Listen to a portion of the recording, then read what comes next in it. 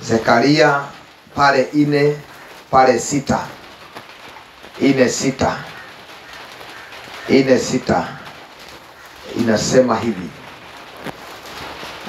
Kisha akaniambia hili neno la Bwana kwa Zerubabeli, sio kwa uweza, sio kwa uwezo, wala sio kwa nguvu, bali ni kwa roho yangu, asema Bwana mwenye nguvu zote. Haleluya. Wacha tuombe.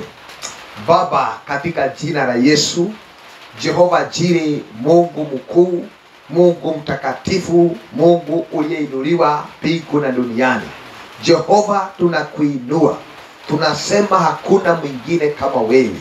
Tunakuomba kama jinsi ambavyo Bwana ulinena na mitume na manabii, ukanena na kanisa la kale. Baba, tunenee sasa kupitia Yesu neno lako katika jina la Yesu. Tunatangaza Baba ufunuo, kuelewa andiko, na tunaomba moto wa Roho Mtakatifu ukatuyeyushe ili tukaelewe mapenzi yako Jehova. Tunaomba baraka ya neno, tunaomba ufunuo katika jina la Yesu tunaomba na kuamini. Amen. Haleluya.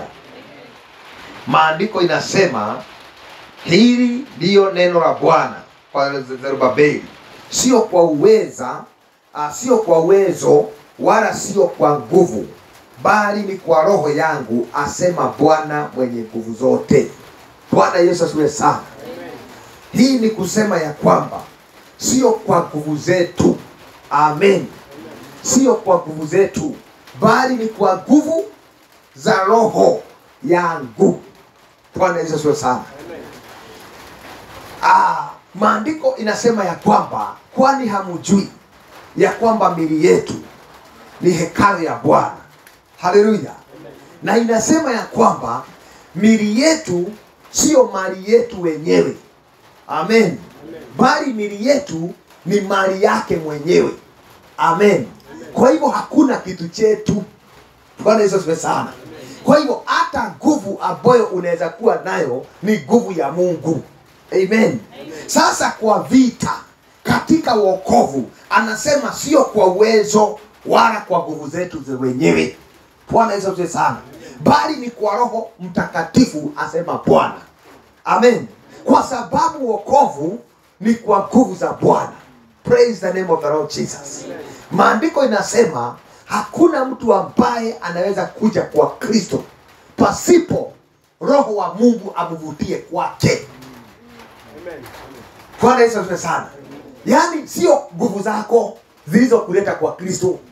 Bwana Yesu asifiwe sana. Ni nguvu za Mungu mwenyewe. Yeye mwenyewe alikuvutia akakupeleka kwake, na yeye mwenyewe kwa nguvu zake atakuingiza katika ufalme wake. Amen. Praise the name of the Lord Jesus Christ. Maana wokovu ni kazi ya msalaba, na wokovu ni kazi ya Jehova aliyekuchagua, aliyekuita. Huyo ndiye anakutengeneza na atakufanya ukomae kupitia nguvu zake. Praise the name of the Lord Jesus Christ. Amen. So tukifika katika ufalme wa Mungu, hakuna mtu atafika akisema ya kwamba ni kwa nguvu zangu. Haleluya. Ndio kusije kukawa mmoja wa kujigamba, wala mmoja wa kujipiga kifua, mimi nilikuwa na nguvu kuliko huyu. Bwana Yesu asifiwe sana. Lakini tunapoingia huko, tunasema sio kwa nguvu zetu, bali ni kwa Roho Mtakatifu ambaye ameniwezesha hata kuona ufalme wa Mungu. Praise Jesus Christ. Katika vita zetu, katika wokovu, lazima tutambue sio kwa nguvu zako. Amen. So ikiwa unaangalia nguvu zako, hautaweza. Maana wanadamu ni wadhaifu. Hii nguvu ya mwili na nyama hatuwezi. Hakuna aliyeshinda kwa nguvu ya mwili wala kwa nguvu ya kifua, bali ni kwa nguvu za Roho Mtakatifu. Praise the name of the Lord Jesus. Kanisa la Bwana, tutashinda dhambi namna gani? Kwa nguvu na mamlaka ya Roho Mtakatifu. Amen. Hatuna hatutaweza kushinda kwa nguvu zetu. Unajua watu wa dini wanajaribu kushinda katika nguvu zao. Haleluya. Lakini hatuwezi. Nguvu za dini ni za kujichunga tu na nguvu zako. Haleluya. Usifanye hivi, nisifanye hivi. Unajaribu tu kujizuilia, lakini hautaweza. Bwana Yesu asifiwe sana. Amen. Bali kupitia Roho Mtakatifu utaweza kushinda dhambi. Amen. Na hapo ndipo kuna nguvu wakati ambapo mtu anapookoka. Wakati mtu ambapo anapokuwa mwana wa Mungu. Maana hapo ndipo sasa wokovu inaanza hapo. Bwana Yesu asifiwe sana. Kwa sababu sasa hapo ni Roho wa Mungu anakushughulikia. Praise the name of the Lord Jesus. Ndipo anasema sio kwa nguvu zetu, bali ni kwa nguvu za Mungu tutashinda. Amen. So wokovu ni nguvu. Pasipo hiyo nguvu hatuna ushindi. Pasipo hiyo nguvu na Roho Mtakatifu hatuwezi kutembea na Kristo. Hatuwezi hata kujijua sisi ni nani. Bwana Yesu asifiwe. Lakini kupitia nguvu za Roho Mtakatifu tunaingia mbinguni, tunanyakua. Haleluya. Tunashinda dhambi, tunapingana na shetani, ni kwa nguvu za Roho Mtakatifu. Oh, glory to Jesus. Bwana Yesu asifiwe sana. Amen. Ndio maana maandiko inatuhimiza ya kwamba hii mwili tuko nayo, hii nguvu tuko nayo, usije ukaiangalia. Wakati mwingine unajiangalia unaona ni mdhaifu kabisa. Unauliza nani atakaye tukomboa? Lakini ni kwa nguvu za Roho Mtakatifu. Paulo alisema ya kwamba nani atakaye nikomboa? Maana kuna sheria ambayo inafanya kazi ndani ya maisha yangu. Ninapotaka kufanya vizuri najikuta nikifanya vibaya. Haleluya. Amen.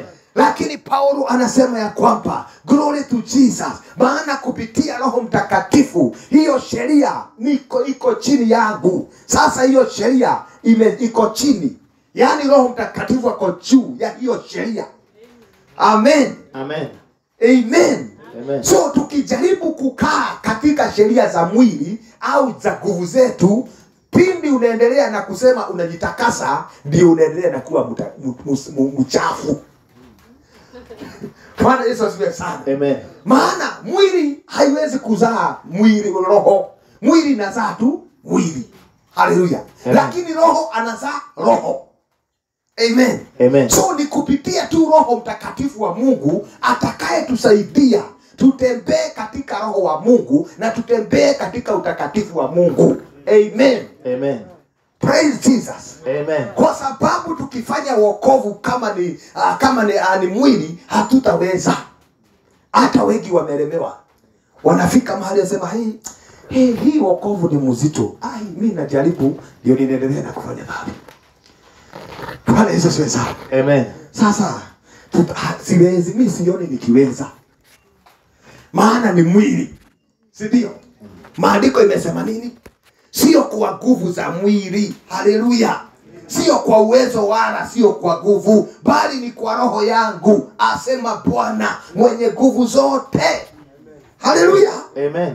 So tunahitaji kutoka katika mwili tuingie katika roho sasa. Amina. Amen. Glory to Jesus. Amen.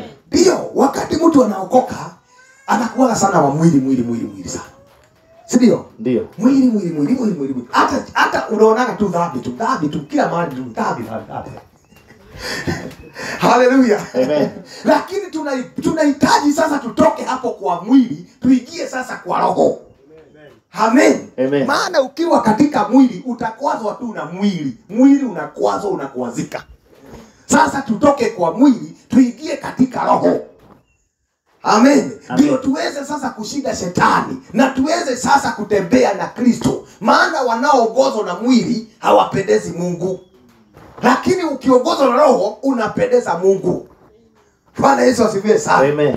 Haleluya. Amen. Ndio Kristo anasema sio kwa uwezo wala sio kwa nguvu, bali ni kwa Roho Mtakatifu. Sasa tutegemee Roho wa Mungu. Amen. Amen. Kwa sababu mwili hatuwezi. Sio kwa nguvu zetu, tunahitaji nguvu ya Mungu ije ndani yetu. Amen. Amen. Kitabu cha Waefeso pale 6:10. Waefeso 6. Usikie nayo vile inasema, kuna nguvu ambazo zimefichwa katika Mkristo, lakini wengi hawajielewi. Na hizo ndizo nguvu zitakazonyakua hata kanisa. Anasema Waefeso 6:10,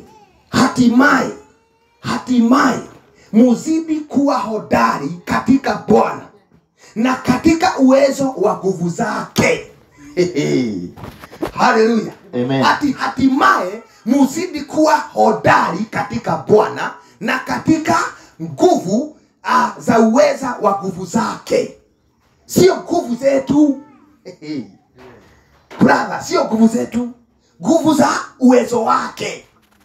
Ya kwamba tunajiegemea kwa nguvu za uwezo wake, sio uwezo wetu wala nguvu zetu, bali ni nguvu za uwezo wa nguvu zake mwenyewe.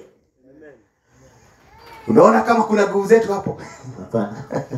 Nguvu ni za nani? Za Mungu. Kama ni kuegemea, egemea kwa nguvu zake. Amen. Amen. Bwana Yesu asifiwe. Amen. Daudi anasema ya kwamba ni afadhali kuanguka katika nguvu za Mungu, mikono ya Mungu, kuliko kuanguka kwa wanadamu. Wanadamu ni nguvu zao. So ni afadhali nianguke lakini kwa nguvu zake. Bwana Yesu asifiwe sana. Amen. Kuliko kwa nguvu za wanadamu. Sasa anatuambia tuwe hodari kwa uweza wa nguvu zake. Kwa hivyo kuna uweza wa nguvu za Bwana. Na uweza wa nguvu za Bwana ni uweza wa Roho Mtakatifu. Ndio. Bwana Yesu asifiwe. Amen. Na hizo nguvu ndizo zinafanya uwe hodari. Praise the name of the Lord Jesus. Amen. Haukui hodari kwa nguvu zako, kwa kujichunga mwenyewe, ni hodari kupitia Roho Mtakatifu. Bwana Yesu asifiwe. Amen. Alisema tukeshe. Unaweza kukesha bila Roho Mtakatifu? Uwezi. Utalala tu. Lakini ukiwa Roho Mtakatifu akiwa ndani yako, wewe unakesha. Bwana Yesu asifiwe sana. Amen. Unakesha, yani unakuwa hodari, unajielewa. Praise Jesus. Amen. Maana ni nguvu za uweza wa Mungu. Amen. Amen. So hapa ndipo ambapo kuna mtihani. Maana kuna watu ambao wameshukua wokovu lakini hawajashukua nguvu za uweza wa Mungu. Mtu ameshukua wokovu, ameshukua nguvu zake. So wokovu peke yake, lakini sio nguvu za Mungu. Huyo mtu hawezi enda bali, anaenda anachoka. Maana anajipata peke yake. Anaona hii wokovu ni mzigo mkubwa. Sitaweza. Kwa sababu mzigo amejiwekelea. Bwana Yesu asifiwe sana. Amen. Ni nguvu za uwezo wake. Tukiokoka lazima tutabue uweza wa Mungu. Haleluya. Amen. Kuna mahali pako na kuna mahali pa Mungu. Haleluya. Amen. Uweza wa Mungu ndiye atakaye kuongoza, ndiye atakaye kuchunga, ndiye atakaye kuongoza katika hii safari. Kama ni vita, kama ni maombi, uweza wa nguvu za Mungu. Haleluya. Amen. Kama ni kufunga, uweza wa nguvu za Mungu. Sio kujiwekea ati lazima nifunge hii, lazima nifunge hii. Hiyo ni nguvu yako. Bwana Yesu asifiwe. Amen. Ndio utapata mwingine, mimi nilifungua. Mimi nilifungua, sasa ninatubu.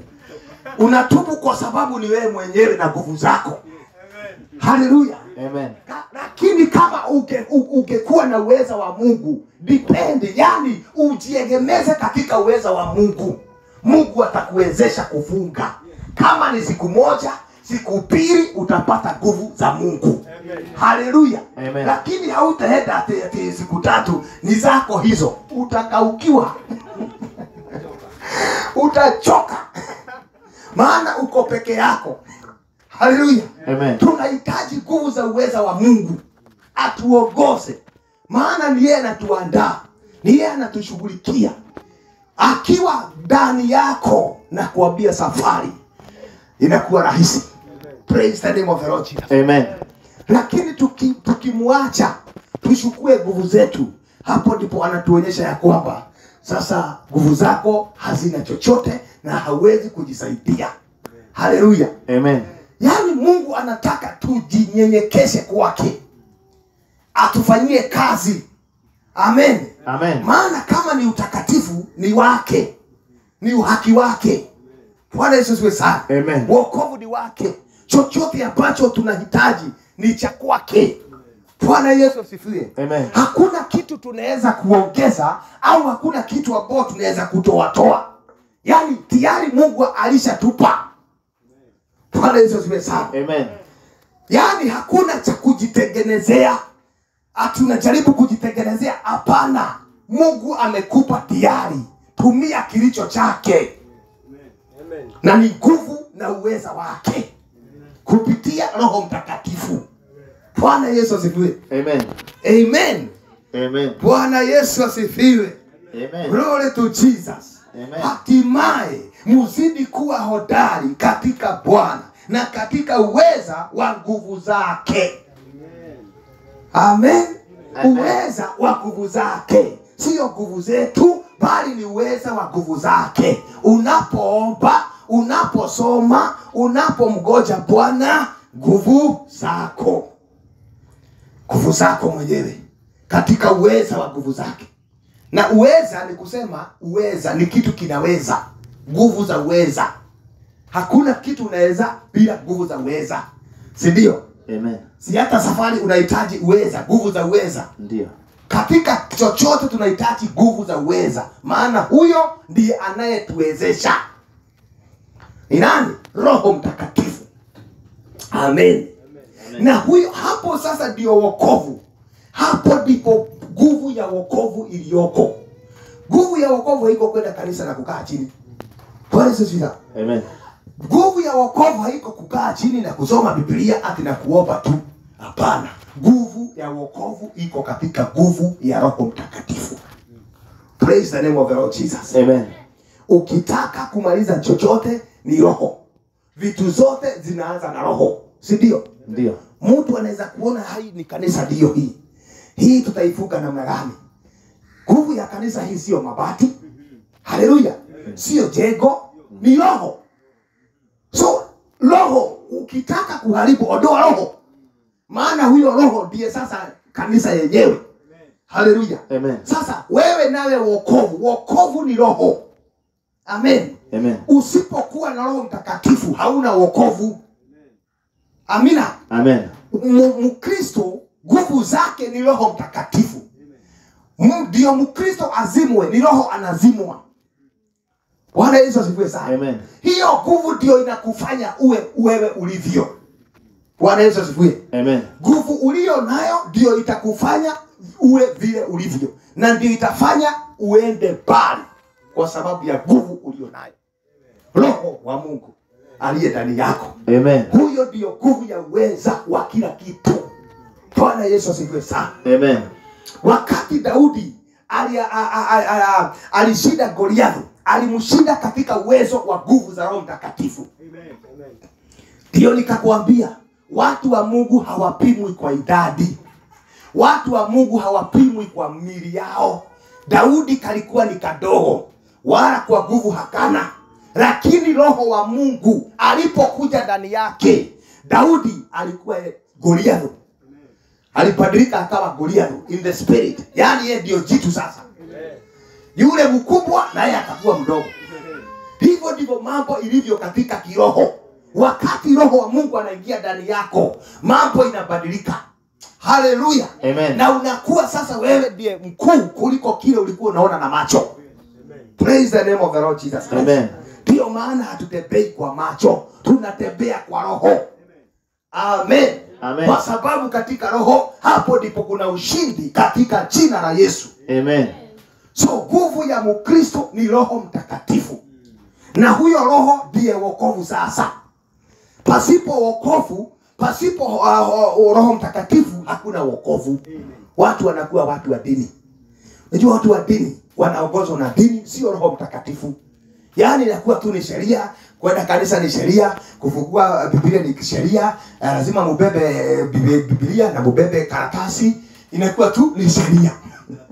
Haleluya. Amen. Lakini ukiigiza Roho Mtakatifu sio sheria, bali sasa anakuwa ni uzima juu ya maisha yako. Hiyo ndio maisha yako. Kwa sababu hakuna mtu anakuambia ati lazima ukuje kanisa. Mungu anakuongoza mwenyewe. Unafanya mambo katika hodari na utaratibu. Haleluya. Amen. Kwa sababu hivyo ndivyo ulivyo. Amen. Amen. Sio dini, sio sheria, bali ni Roho Mtakatifu anaokuongoza. Bwana Yesu asifiwe sana. Amen. Na hakuna kitu kizuri kama watu waliojazwa na Roho Mtakatifu, maana hata wana enjoy ibada. Amen. Amen. Bwana Yesu asifiwe sana. Amen. Una enjoy hata kwa kanisani. Ndio. Na unasikia hapa ndio mahali ninapohitaji. Hapa ndipo mahali pangu. Nikose hapa niwe wapi? Bwana Yesu asifiwe sana. Amen. Hutaki nifurahie, mimi nitafurahia wapi? Na mimi siendaji kule eti kwa nini? Kwa pombe. Unajua kama watu wa pombe wanafurahia kwa pombe. Wengine kwa kuchana. Huko ndio mahali pao. Na wanasikia wako na raha kabisa. Sasa sisi tukose kwa kanisa, tuende wapi? Tuende wapi? Na hapa ndipo mahali petu. Tukose kufurahia hapa, tufurahie wapi? Na sisi sio watu wa pombe. Bwana Yesu asifiwe. Amen. Maana hapa ndipo mahali petu, tunajielewa, tunajua sisi ni akina nani na tunajua Mungu wetu ni nani. Bwana Yesu asifiwe. Amen. Ndio maandiko inasema rejoice in the Lord. Yaani tufurahie katika Bwana. Maana tuko mahali pake. Sisi ni watu wake. Amen. Bwana Yesu asifiwe. Amen. Kama ni kulewa, tunalewa kwa Roho Mtakatifu. Amen. Bwana Yesu asifiwe. Amen. Hapo ndipo furaha yetu ilipo. Furaha yetu iko katika Kristo. So tufurahie katika Kristo, katika wokovu ambao tumepokea. Bwana Yesu asifiwe. Amen. Yaani ukiokoka, ukijazwa na Roho Mtakatifu, unaenjoy hata wokovu. Amen. Amen. Yaani unawashawashwa. Ukijiuliza, ninatamani siku ya ibada. Ninatamani siku ya maombi. Ninatamani wakati tutakuwa pamoja. Tusherekee. Kwa sababu hapo ndipo mahali petu. Bwana Yesu asifiwe sana. Amen. Yaani Roho Mtakatifu, hapo ndipo maisha inaanza. Lakini ukiondoa nguvu za Mungu, yaani hauna ladha, wokovu haina ladha, unajipata ni kama unasukumwa tu. Bwana Yesu asifiwe sana. Amen. Hapana, hatutasukumwa. Sisi tunajielewa. Amen. Amen. Tunajielewa, tunajua Mungu wetu na tunajua mahali hapa ndio mahali panapostahili tuabudu Mungu katika kweli na utakatifu. Haleluya. Amen. Bwana Yesu asifiwe. Amen. Wacha tusome kitabu ambacho ni cha Acts, Matendo ya Mitume. Matendo ya Mitume. Sasa usikie kuhusu huyo Roho Mtakatifu. Tunaongea mambo ya wokovu na mambo ya Roho Mtakatifu. Na ukisoma pale Act 1:8 inasema hivi. Lakini mtapokea nguvu akisha kuajilia juu yenu Roho Mtakatifu. Ati nini? Mtapokea nguvu akisha kuajilia juu yenu Roho Mtakatifu.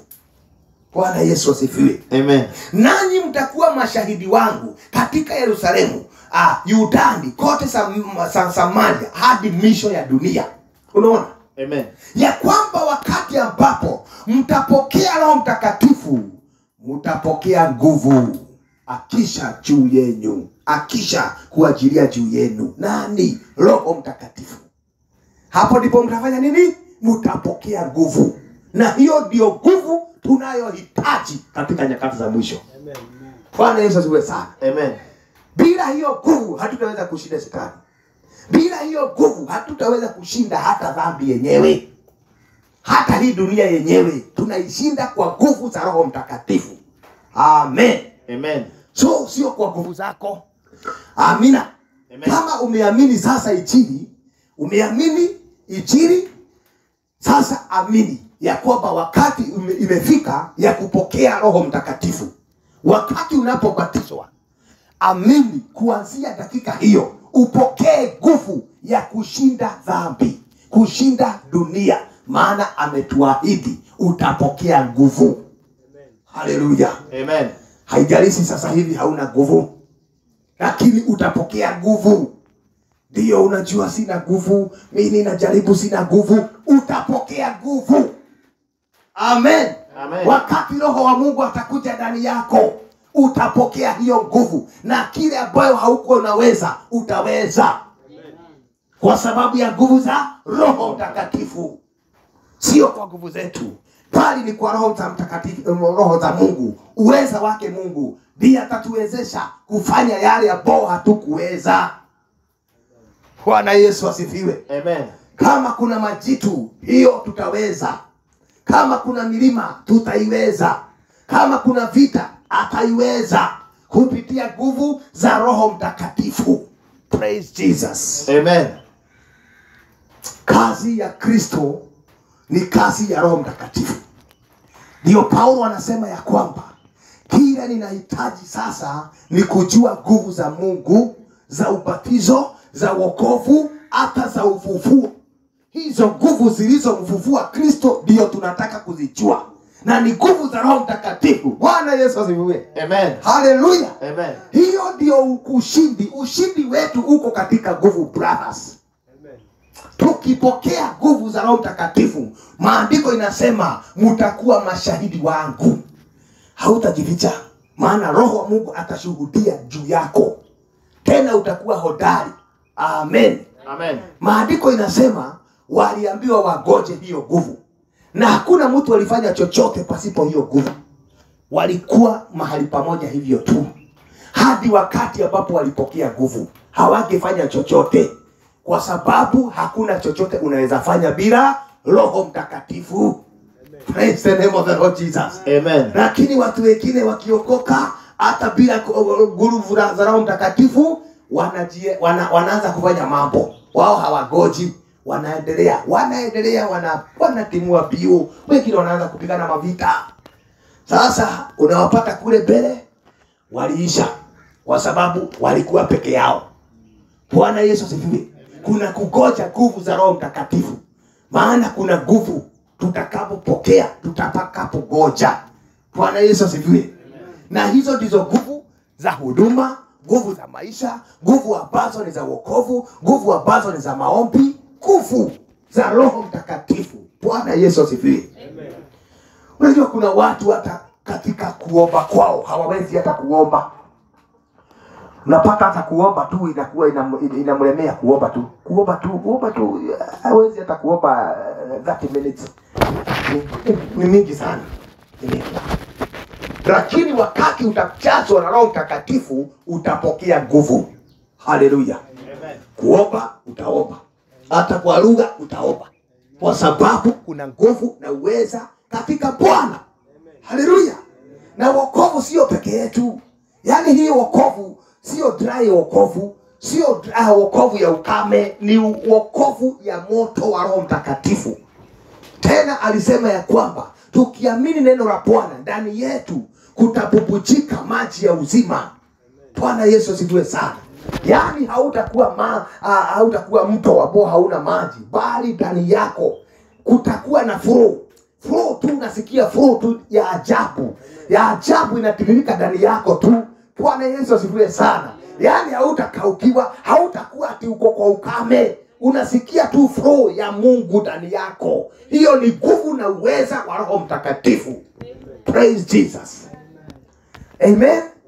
Hata ukiwa peke yako utasikia nguvu za Bwana. Haleluya. Hata ukiwa peke yako bado utasikia nguvu za Bwana, kwa sababu Mungu yule pia ambaye ako pamoja nasi hapa ndiye atakuwa pamoja na wewe hata ukiwa peke yako. Bwana Yesu asifiwe sana. Unajua ushirika ni nguvu, si ndio? Maandiko yanasema mahali kuna watu wawili watatu wanapoungana kwa jina la Bwana, Roho wa Mungu yuko mahali pale, na unasikia mtembeleo, si ndio? Sasa inawezekana hata ukiwa peke yako uko na mtembeleo. Praise Jesus. Maana nguvu za Bwana ziko pamoja na wewe. Na hiyo ndio tunahitaji. Tumefika wakati ambao sasa sio kanisa siku ya ibada. Hata tukitoka hapa bado tunapeleka kanisa kila mahali uliko. Juu uko na kanisa iliyo ndani yako. Unakuwa sasa, hiyo ni nguvu za Mungu, ya kwamba unaweza kupeleka kanisa kila mahali. Maana kanisa ni wewe. Ni hiyo mtembeleo. Praise the name of the Lord Jesus Christ. Mahali unaingia, hiyo ni ibada. Hallelujah. Mahali unatembea ni ibada. Yani you become a living church. Unafanyika kanisa ambao inaenda. Kanisa inatembea. Kanisa iko hai. Iko kila mahali. Bwana Yesu asifiwe sana. Maana ni Roho wa Mungu yuko ndani yako. Praise the name of the Lord Jesus. Ni wakati wa kujazwa kwa Roho Mtakatifu. Maana maandiko inasema mtapokea nguvu atakaposhuka juu yenu. Wakati wako tayari kupokea nguvu katika jina la Yesu. Sote tuko tayari, lakini lazima ujipeane kwa Mungu. Ufukue moyo wako ya kwamba Mungu nahitaji nguvu zako. Ndio wokovu huu, nimejaribu kutembea katika mwili kwa nguvu zangu mimi siwezi. Sasa ninahitaji nguvu za Roho Mtakatifu. Kihuduma, katika maisha, katika wokovu, katika maombi, popote na chochote, we need the power of God upon our life. Bwana Yesu asifiwe sana. Hallelujah. Wacha tusome kitabu ambacho ni cha 1 John 5. 1 John, kitabu cha Yohana wa kwanza pale 5:4 usikie. Anasema hivi: kwa maana kila aliyezaliwa na Mungu hushinda ulimwengu. Haleluya. Kila aliyezaliwa na Mungu hushinda ulimwengu. Lazima tuzaliwe tena kwa maji na Roho, ndio tukaweze kushinda ulimwengu. Amen. Sasa kama hujazaliwa tena, hauna budi, lazima uzaliwe tena ndio ushinde dunia, ushinde ulimwengu. Amen. Maana kila aliyezaliwa na Mungu hushinda ulimwengu. Si tunataka kushinda ulimwengu? Tutashindaje? Lazima tuzaliwe tena na Mungu. Na kuzaliwa na Mungu ni kumzaliwa na maji na Roho. Amen. Kwa sababu tukizaliwa na Mungu tutashinda ulimwengu. Haijalishi ni nini kilichomo katika ulimwenguni, lakini wale waliozaliwa na Mungu ni uzao wa Mungu. Haleluya. Na uzao wa Mungu hawawezi kupungukiwa chochote. Hawawezi hao. Haleluya. Anasema huku ndiko kushindako ulimwengu, yani imani yetu. Haleluya. Yani imani yetu. Na tuna imani ya kwamba lazima mtu yote ambaye ameamini Yesu lazima abatizwe. Sindio? Si hiyo ndio imani yetu? Yesu alipowatuma watumishi wake aliwaambia nini? Nendeni ulimwenguni mkahubiri Injili. Alafu atakayebatizwa, atakayeamini na kubatizwa ataokolewa. Haleluya. So unaokolewa namna gani kama hakuna kubatizwa? Unaona? Atakayeamini na abatizwe ataokolewa. Sasa wewe umeamini lakini haujabatizwa, utaokolewa namna gani? Sasa imani yetu ni kuamini na kutenda. Haleluya. Kama nimeamini, basi twende mtoni, basi nibatizwe, ndipo nitakapookolewa. Haleluya. Na kutoka hapo Mungu naye afanye kazi yake ya kukujaza na Roho Mtakatifu. Bwana Yesu asifiwe. Ndio unapojazwa unashinda dunia. Bwana Yesu asifiwe. Maana wote ambao wamebatizwa wamekufa, wamefufuka tena. Maandiko inasema kitabu cha Waroma, kwani hamjui wakati ambapo mlibatizwa ni kufa, mlikufa katika kifo cha Kristo. Unaona? Ndio wakati anapofufuka nanyi mnafufuka vivyo hivyo. So unapobatizwa unakufa katika kifo cha Kristo, na unazika pia mwili ambao inafanya ufanye dhambi. Haleluya. Na wakati unafufuka kutoka kwa maji, unafufuka sasa, ndio ufufuke uwe katika roho. Bwana Yesu asifiwe sana. Sasa ni kusema ile mzee imekufa. Sasa huyu ni mtu mwingine. Huyu sio yule nilikuwa ninaona, huyu ni mwingine. Hapo ndipo maandiko inasema the old is gone, the new has come. Ya kwamba kile kizee kimeenda, sasa hii ni mpya. Bwana Yesu asifiwe. Ya kale imekwisha pita. Sasa hii ni mapya. Haleluya. Ya kale ni yule mtu wa kale. Yule mtu wa kale alikuwa mdhaifu, alikuwa anaanguka kwa dhambi, alikuwa anaingia kwa dhambi tu. Huyo wa kale tumezika na amekufa. Haleluya. Sasa huyu ni mtu mpya ambaye amezaliwa katika Kristo, ambaye hana dhambi, ambaye ameshinda dunia, na huyo ndiye anaingia mbinguni, maana ni mtu mpya. Praise the name of the Lord Jesus Christ. Na ni mtu mpya ambaye ako na nguvu za Roho Mtakatifu.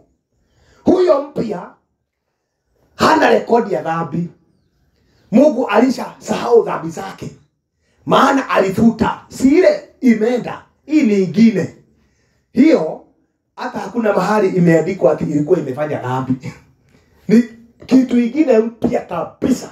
Anasema I will not remember again their sin anymore. Sitaangalia makosa yao tena, maana hiyo imekwisha hivyo, na ni kitu kingine kipya sasa. Praise the name of the Lord Jesus. Watu ndio wako na history. Wewe, huyu mtu ndiye yule. Na huyu si ndio yule. Watu ndio wako na history yako, lakini Mungu hana hiyo. Maana anasema huyu ni mtu mwingine. Yule mwingine tulizika kitambo. Huyu ni mtu mpya. Ndio maana wakikuangalia na huyu ni yule, anakaa kama ni yule wewe. Ndio alizikwa. Hapo ndipo maandiko inasema sio mimi ninaishi, bali ni Kristo anaishi ndani yangu. Haleluya. So mnaona, lakini wanashangaa, wanauliza ni nini? Sio mimi, Kristo ndiye anaishi ndani yako sasa. Maisha unayokaa sio wewe, ni Kristo. Kristo pekee. Haleluya. Bwana Yesu asifiwe sana. Si ni afadhali kuwa kiumbe kipya. Bwana Yesu asifiwe sana. Ni afadhali kuwa kiumbe kipya, maana kiumbe kipya hakina mashida. Kiumbe kipya inakaa kama version ambayo imeupdateiwa. Praise the name of the Lord Jesus Christ. Unajua kuna watu bado wako kule kwa version ya tusimu tule tu kitambo. Tuko na mashida. Napataka mtu ako na mashida. Ti mtu anaweza hata tumiwa pesa. Kasimu kamehang. Mashida na uzito. Bwana Yesu asifiwe sana. Lakini ukiingia kwa simu za kisasa hakuna kuhang. Pesa unatoa mara hiyo. Haleluya. Hivyo ndivyo ilivyo. Kuna wokovu ambao ilikuwa ni ya kitabu huko, ambao ni ya udini. Wokovu ya mzee sana, ambao watu hawana nguvu za Mungu. Wanaishi tu katika tu ile maisha tu, ni kwenda kanisa tu, kungengana tu na kuhangihangi. Haleluya. Lakini sasa tunahitaji Roho Mtakatifu. Tuwe kiumbe kipya. Tukae tukiwa hodari katika imani, kupitia nguvu na uweza wa Roho Mtakatifu. Bwana Yesu asifiwe. Maana hiyo ndio imani yetu, na hiyo ndio nguvu yetu. Amen. Tukatae hiyo wokovu ya kuhangihangi. Tunahitaji sasa kuwa updated na Roho Mtakatifu. Kila wakati anakuupdate. Praise the name of the Lord Jesus. Ukiwa umelala anakuupdate, anakunenea, anakuongoza. Kila wakati anakupea neno, anakujaza. Haleluya. Maana wokovu wetu uko hai. Yaani tumeambiwa ni mto, is a fountain of the living water. Ni maji iko na mtiririko. Sio maji tu imetulia tu. Ni maji ambayo iko na mtiririko. Na maji iko na mtiririko, iko na sauti. Haleluya.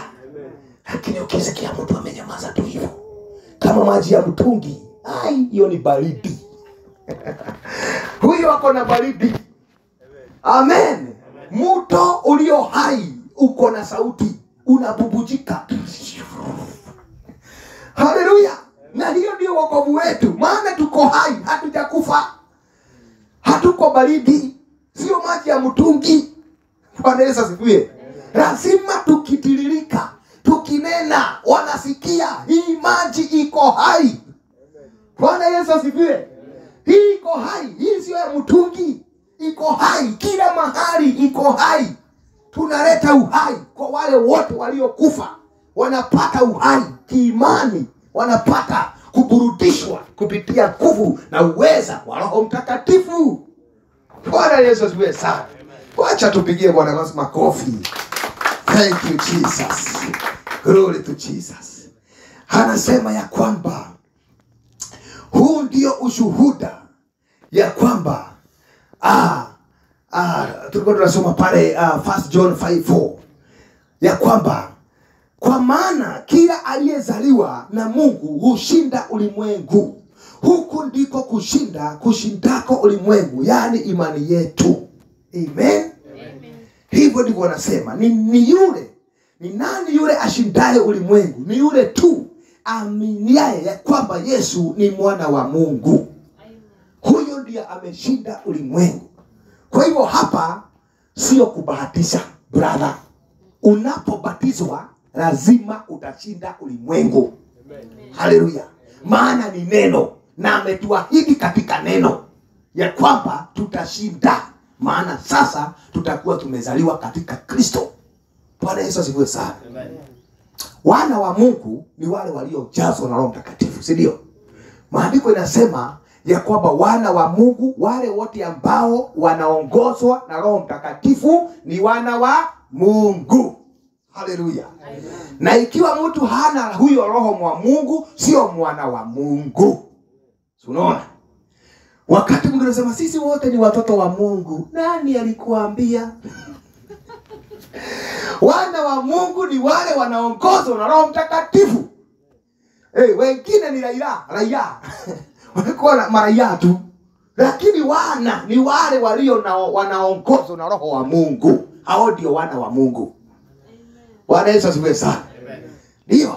Watu wa dunia wanajua kujicomfort. Sisi ni watoto wa Mungu tu. Haleluya. Wakijisema, lakini kwa matendo watoto wa shetani. Kwa matendo wanakataa. Kwa upendo hata sisi tunapendwa. Lakini kwa upendo tukija kwa matendo wamemkana Mungu. Unaona? Sasa wana wa Mungu lazima tuongozwe na Roho Mtakatifu. Na tukiongozwa na Roho Mtakatifu, na kuambia safari yetu inakuwa rahisi. Si ndio? Ya wokovu. Maishani tunapata suluhisho ya maisha yetu. Hata kama unang'eng'ana, tunang'eng'ana kupitia Roho Mtakatifu wa Mungu. Bwana Yesu asifiwe sana. Sio peke yetu, sio kwa nguvu zetu, bali ni kwa nguvu wa huyo Mungu aliyetuita ni mwaminifu. Anasema ya kwamba henyi, kwani hamjui nyinyi ni kazi ya mikono yangu? Kazi ya mikono ya Mungu. So ni yeye aliyeanzisha wokovu wetu, na aliyeanzisha ataumalizia. Sisi tu tujinyenyekeze mbele yake, tumwambie Mungu tuongoze. Maana hatuwezi shuka, hatuwezi. Hapo ndipo anakuongoza. Bwana Yesu asifiwe sana. Lakini tukikaa kama tunaweza, anatuangalia tu, basi endeleeni na safari, tutapatana. Utanigojea pale. Ukienda utagoja tu, sema sasa ninakugojea Bwana, kwa sababu singeweza bila wewe. Bwana Yesu asifiwe sana. Amen. Haleluya. Amen. Si unaona wokovu? Unaweza kusema wokovu ndio, tunasema wokovu ni mzito. Lakini tukikuja katika Kristo, unasema wokovu imerahisishwa na Kristo. Kwa sababu ni kazi yake na ni kwa Roho Mtakatifu, yeye ndiye ananiongoza. Amina. Amen. Lakini ukisema ni mzito, itakuwa mzito kwako. Si uko na nguvu na uweza. Kile unanena kinafanyika. So ukisema ni mlima, wewe hiyo ni mlima kwako. Bwana Yesu asifiwe sana. Amen. Nguvu ya kinywa chako ndio itakupeleka kule unaenda. Bwana Yesu asifiwe. Amen. Sema unaweza na utaweza. Amen. Amen. Lakini ukisema hauwezi, hautaweza. Lazima tutambue nguvu ya uweza wa Mungu. Maana sio uweza wetu, ni uweza wa Mungu. Ndio maana ameweka nguvu ya uweza wake. Ndio tuegemee nguvu ya uweza wake, sio nguvu ya uweza wetu. Bwana Yesu asifiwe. Amen. Haleluya. Acha tusome kitabu cha Yohana. Kitabu cha Yohana 3. Yohana 3. Tumesikia ya kwamba yote ambaye aliyezaliwa na Mungu, huyo atashinda ulimwengu. Na hii ndio ushindi ambao tunahitaji kama Wakristo nyakati hizi za mwisho. Maana shetani amejiinua katika kizazi hiki ili ahakikishe ati wengi hawataingia mbinguni. Si ndio? Ndio unaona kila mahali dhambi iko kila mahali. Unajisi uko kila mahali. Lakini vile vile tu unaona unajisi na dhambi, ndivyo Mungu anaendelea kutujaza kupitia Roho wake Mtakatifu. Anazidi kutujaza kwa moto. Ndio hizo nguvu zipinge dhambi. Haleluya. Wacha nikuambie kitu moja. Unajua moto? Kwa nini Mungu anasema atatujaza kwa moto? Umewahi kujiuliza kwa nini moto? Kwa nini moto? Kwa nini hata sio maji? Ndio kuna maji, ndio kuna hata moto. Lakini kwa nini hii moto atatujaza kwa moto? Haleluya. Unajua moto ndio huwa inaharibu kila kitu. Bwana Yesu asifiwe sana. Ukitaka kuharibu nyumba ni moto. Si ndio? Ukitaka kumaliza kabisa hata shamba kumaliza kabisa ni moto. Yaani hata Sodoma ilichomwa na moto. Kuangamiza kabisa ni moto. So Mungu alitupa hiyo moto ya kuangamiza kabisa. Praise the name of the Lord Jesus. Kuchoma kila takataka yote, kila uovu wote, kila chochote tunakiharibu kwa moto wa Roho Mtakatifu.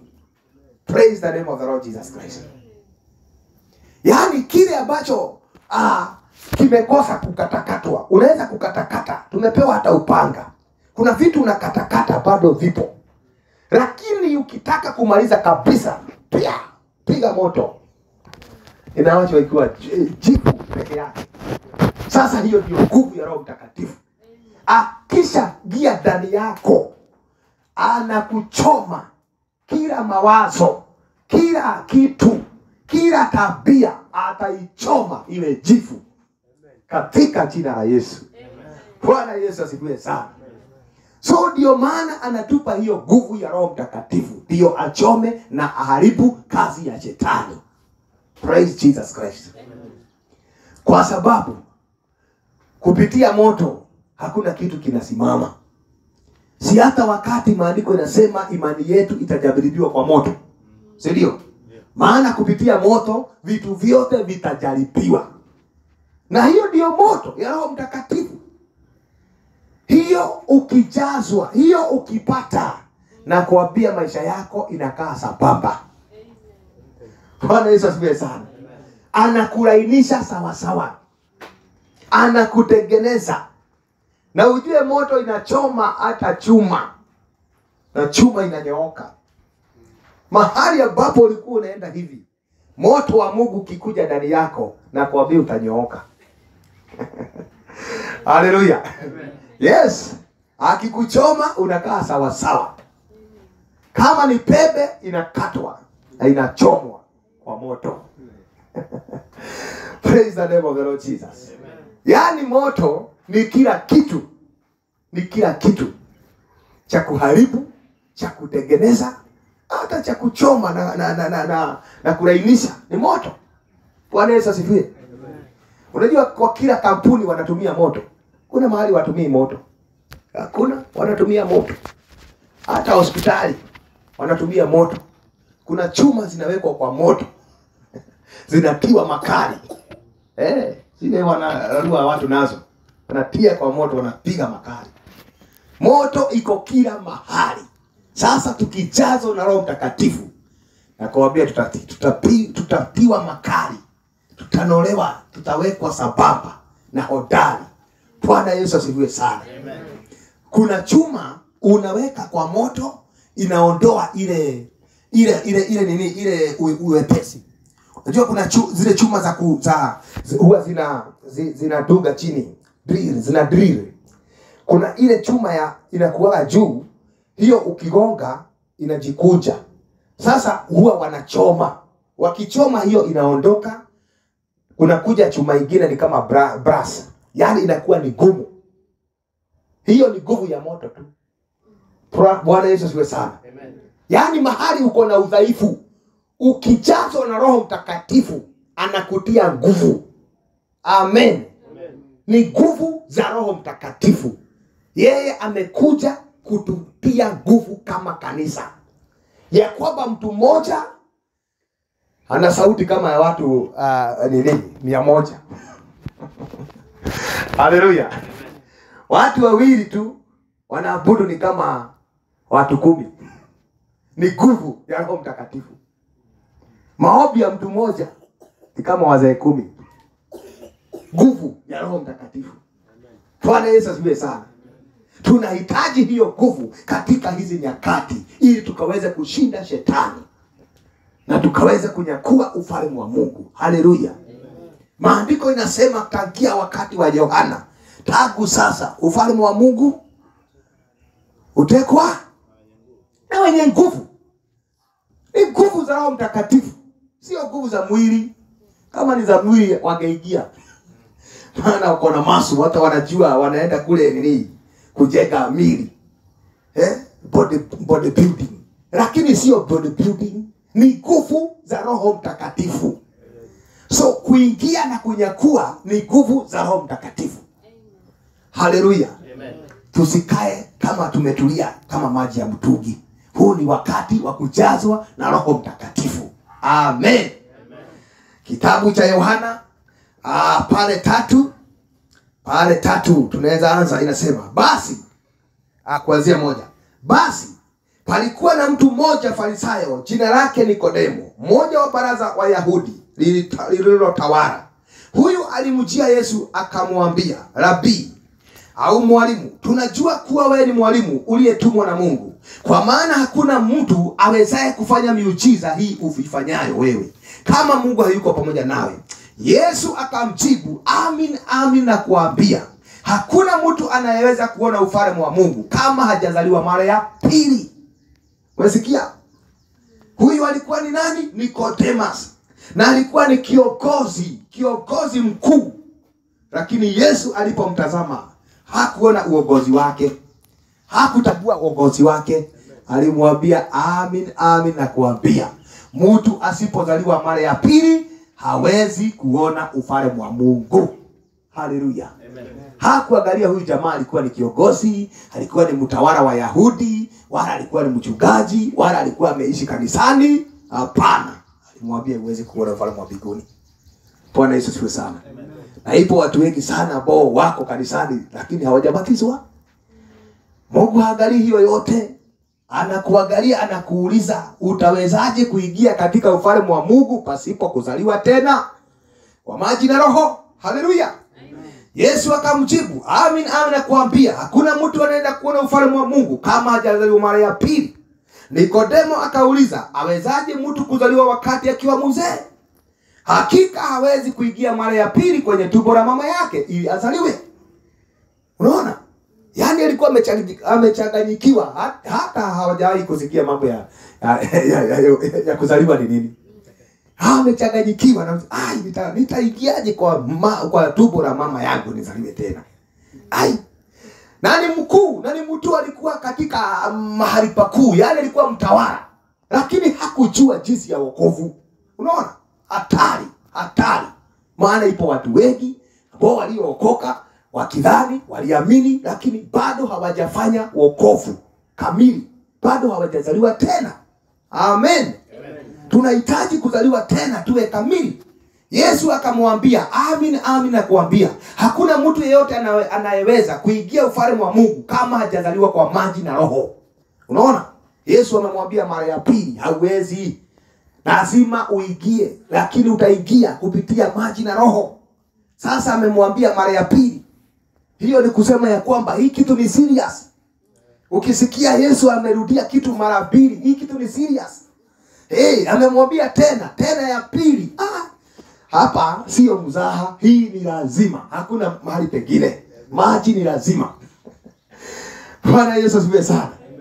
Leo kuna watu wanasema, unajua mimi maji ikifika ya karai, mimi hapana.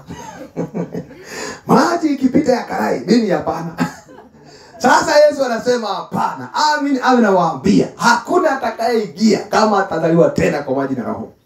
Sasa usiogope maji ya karai.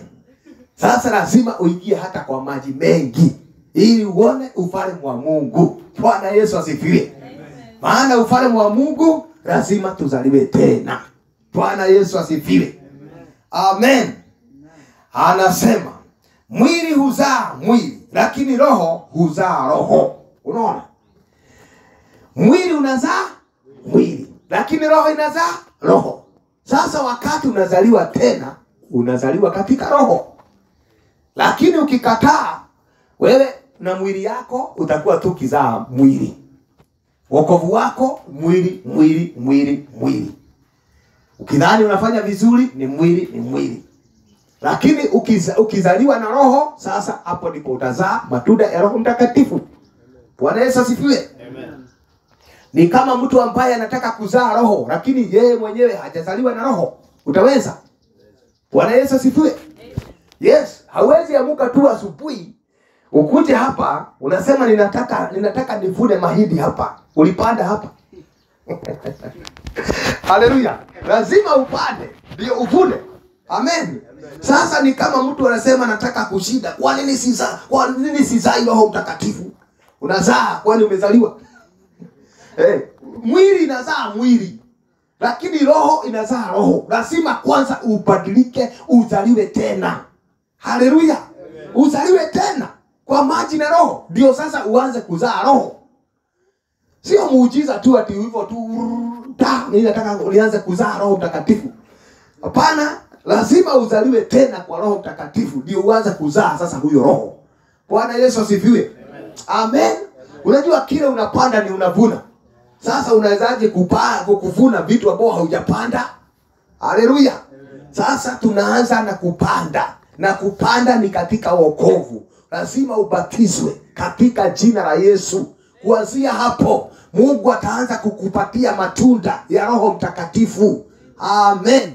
Kama hukuwa unajua kupenda, utapenda. Maana matunda ya Roho Mtakatifu kuna upendo, kuna amani. Haleluya. Hiyo yote ni matunda ambayo itakayokuja. Bwana Yesu asifiwe. Alisema ya kwamba atakapo kupa Roho Mtakatifu atakuondoa ile roho gumu na atakupatia roho nyingine ambayo ni kama ya nyama, si ndio? Ile roho ngumu ataing'oa na atakupatia roho nyingine. Hiyo roho ndio itaweza kupenda. Bwana Yesu asifiwe. So mambo hayo yote haingewezekana kama ulikuwa bado haujazaliwa tena. Bwana Yesu asifiwe sana. Amen. Hati mimi ninasikia nikikasirika, nasikia naweza koka bibi yangu kofi. Unaona? Ndio, hiyo ni kawaida maana uko na ile roho gumu. Na hakuna muujiza itafanyika ati uweze kuwa na roho nyingine. Lakini muujiza lazima kwanza ukubali kubatizwa katika jina la Yesu. Ndio upewe roho mpya. Haleluya. Akuondoe ile roho ambayo ni gumu. Akupe roho mpya. Na kisha uzae matunda ya Roho Mtakatifu. Maana kilichozaliwa na mwili ni mwili. Haleluya. Amen. Hata ukiokoka kama hautazaliwa kwa roho, matunda yako itakuwa tu ni mwili. Vile ulizaliwa na baba kwa mwili, utakuwa kama baba. Tunaona? Unajua baba yetu akiwa amekasirika alikuwa anafanya hivi. Angehoga hata karai ya maji pa. Sasa hata wewe utafanya hivyo maana ulizaliwa kwa mwili. So utazaa matunda ya mwili. Maana kilichozaliwa na mwili ni mwili tu. kama baba yako. Lakini sasa kama umeokoka na umebatizwa, sasa umeokoka, lazima ufanane na baba yako wa mbinguni. Amen. Amen. Ukizaliwa tena unazaliwa na baba wa mbinguni. So ikiwa ni baba wa mbinguni, hiyo roho inaondolewa na anakuweka roho ya baba wa mbinguni. Na roho ya baba wa mbinguni anasema ya kwamba yeye ni mtulivu, yeye hafanyi nini? Hakasiriki haraka. Amen. Amen. Ni mwingi wa rehema. Bwana Yesu asifiwe sana. Amen. So hautagonga karai tena. Praise Jesus. Amen. Maana uko na roho ingine ambayo ni ya ajabu, ya kwamba hata mke ama mume wako anakuangalia, anasmile, anasema huyu jamaa ameundwa. Huyu amebadilishwa. Huyu ni yule. Kweli Kristo amemfanyia kazi, kwa sababu sasa kilichozaliwa na roho kimekuwa ni roho, na matunda ni ya roho. Amen. Amen. Sio mwili, ni roho.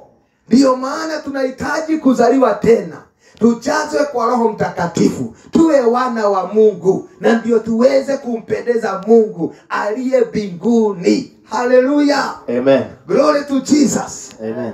Tunashukuru Mungu kwa sababu ya uwezo na nguvu yake. Maana pasipo nguvu na uwezo wake, haki hatungeweza. Hakuna mtu hata mmoja angeweza kuona ufalme wa Mungu kama sio Roho Mtakatifu, na kuambia hatutaweza. Amen. Amen. Lakini kwa Roho Mtakatifu ameturahisishia mambo. Amefanya njia yetu iwe sawa, ya kwamba ni kweli tutashinda hii vita, kwa sababu sio nguvu zetu. Haleluya. Amen. Hapo ndipo maandiko inasema, kwa hiyo usishangae ninapokuambia huna budi kuzaliwa mara ya pili. Amen. Amen. Hati usishangae ninapokuambia huna budi kuzaliwa mara ya pili, maana hapo ndipo kuna ushindi wetu. Pale 8 anasema, upepo huvuma popote uendapo. Umeona? Upepo huvuma popote uendapo.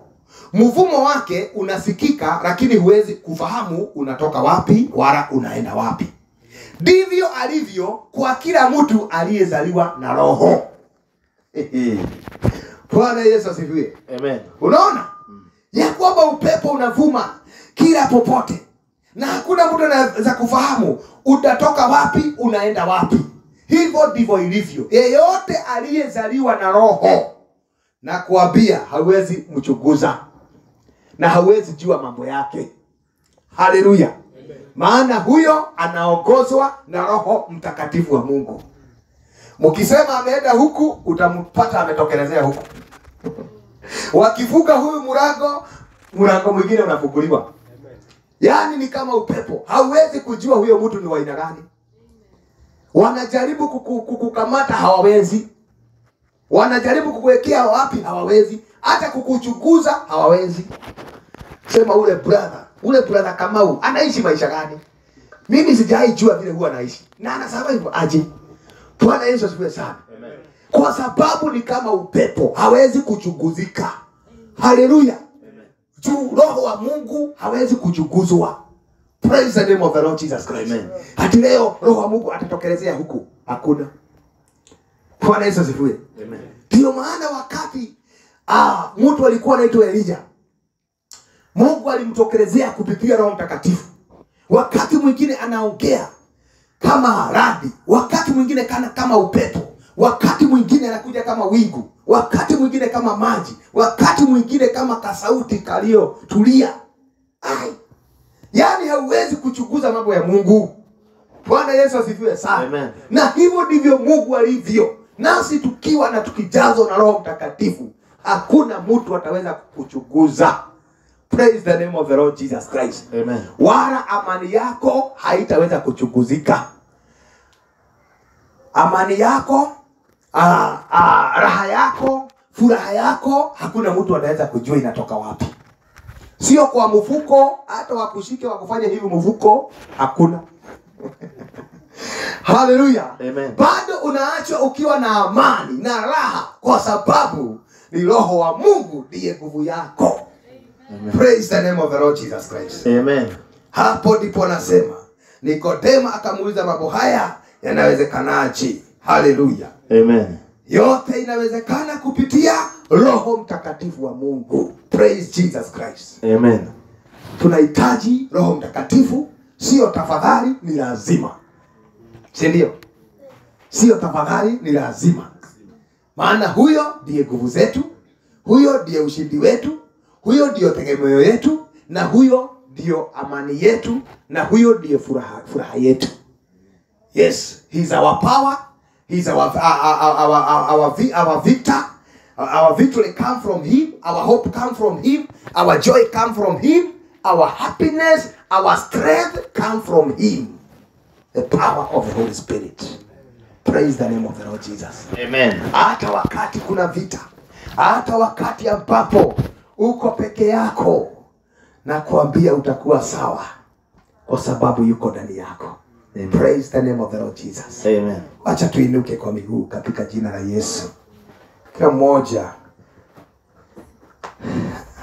unaweza kutupa wimbo, alafu tunajipeleka mbele za Mungu tukimwambia Mungu ni asante, na tukimuomba Mungu atujaze kupitia Roho Mtakatifu, maana hatuwezi bali tunaweza kwa nguvu za Roho Mtakatifu.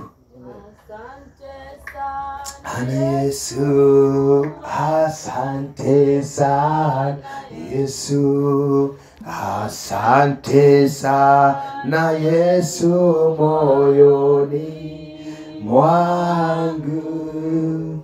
Asante sana Yesu, asante sana Yesu, asante sana Yesu, moyoni.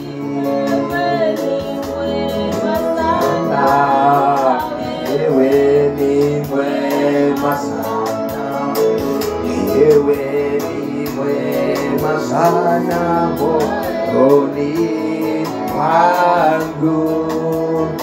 Ewe ni mwema sana, wewe ni mwema sana, wewe ni mwema sana moyoni.